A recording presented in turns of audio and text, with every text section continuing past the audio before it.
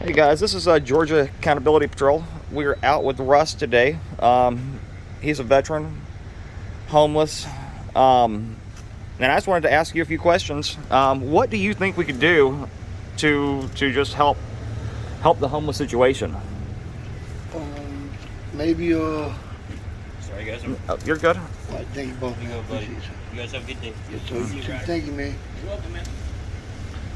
Not be so judgmental first and foremost, because everybody's got a story, and there's a reason why each and every one of us is out here.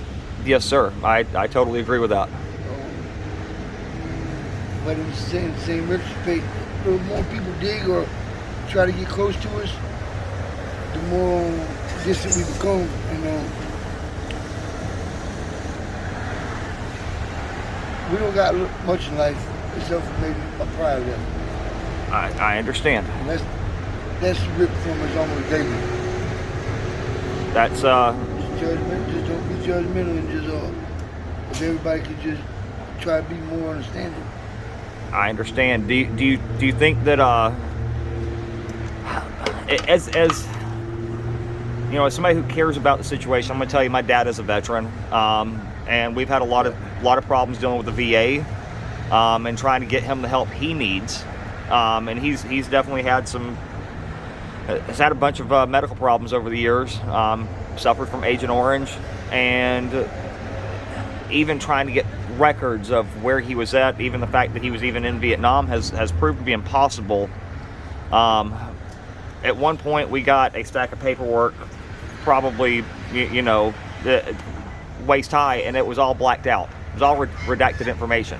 So we couldn't even get him the help he needed from the VA because they can't even prove that he was in Vietnam. Does he got a DD 214? I don't know what all paperwork he has. I just know that anything that had any information about him being in Vietnam was redacted. I wouldn't know what to say about that part of them. Every serviceman gets a DD 214 as a discharge. It depends on your discharge, what the government does for you after that. Me personally, I got a bad conduct discharge. They don't owe me anything. However, the Wounded Warrior Project, well, it's not the Wounded Warrior Project, no more, it's called Force United now. Commandant of Veteran Affairs and them, they got together, they give me a motorized wheelchair, and they've helped me out, but they don't owe me nothing.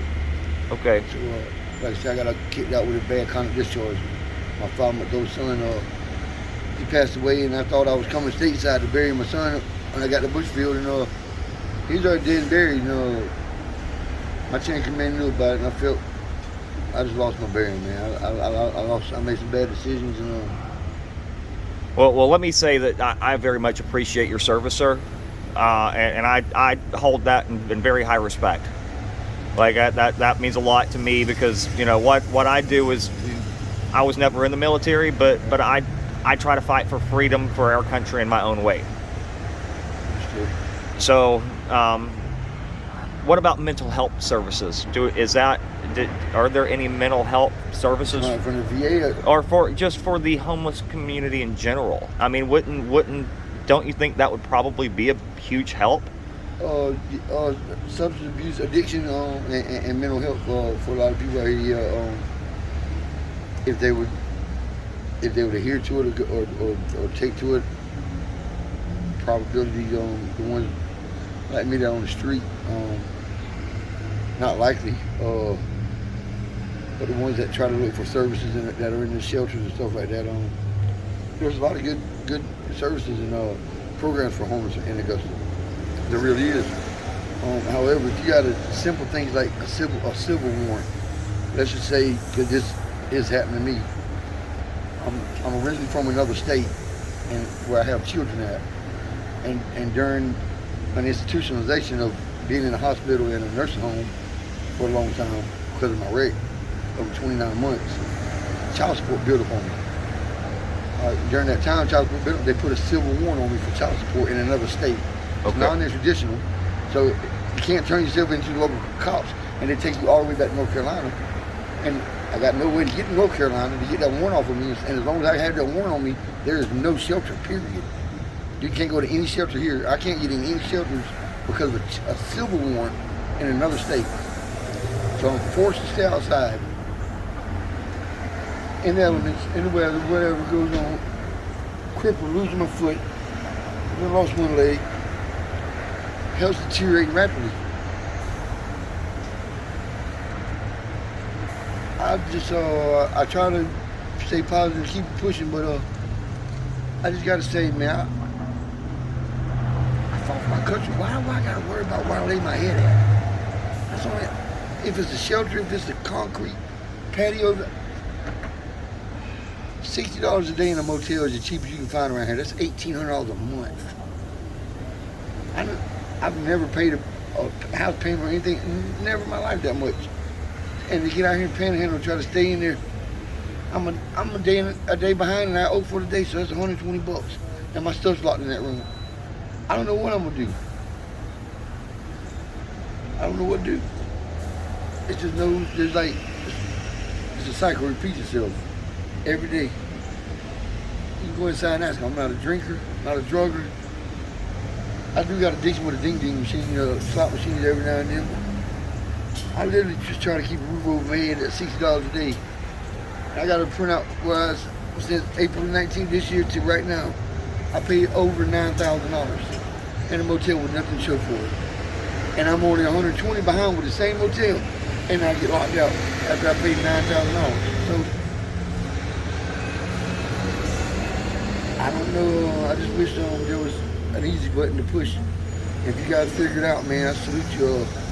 Well, I definitely don't have the solution figured out, but that's also, I just want to bring awareness to the situation, because I'm going to tell you, I've known you, and I know you probably don't remember me, but I've been seeing you for almost a year out here on a regular basis. You were one of the nicest people I've had the pleasure of talking to, which is why I wanted to sit down here and do this with you today. And I really just feel like it's a shame what we're doing to our veterans, to the people who fought for our country, and the fact that you're out here and having these issues. I'm not going to claim that I have the answer, but maybe somebody who watches this will, and can do something to help you out. Well, I don't want to be misunderstood, or I made decisions ultimately. God gives us free will. You can't nobody take that from you. And our choices and our decisions and our actions, you have to answer for that. You make your own bed, you gotta lay in it. And I did this to me, I understand that. But in my motorcycle wreck I had in 2019, God didn't save my life and bring me this far to leave me right here, and I know that, and I know God's got a purpose. And I know you gotta go through what you're going through to become the person you're supposed to be for God and not yourself. And not being selfish anymore, it's a hard thing after so many years of serving the devil, trying to do the right thing for God. But I don't have any answer whatsoever other than I just know I got faith that God's gonna show up and show out one day for me, and I just keep positive and try to keep pushing. And everybody I see, if I cry about it or complain about everything, it's just gonna make somebody else's day bad. Then they're gonna avoid you next time they see you. Try to put some positivity in somebody's life that needs it. Just, if it ain't but a smile or, hey, how you doing, or something like that, instead of the everyday negativity of pandemic, hatred, killings all over the world, man. I've had enough death throughout my lifetime. I've seen death in every form, man. From the ring to the streets to the world now, man. Death is inevitable. It seems like it's coming fast. Well, Russ, it was a pleasure standing out here and talking to you. I hope that maybe if somebody's watching this that can help Russ. He's in the Augusta area. This is a super nice guy. Guys, thank y'all for taking the time to listen to this. This is Georgia Accountability Patrol. We're out.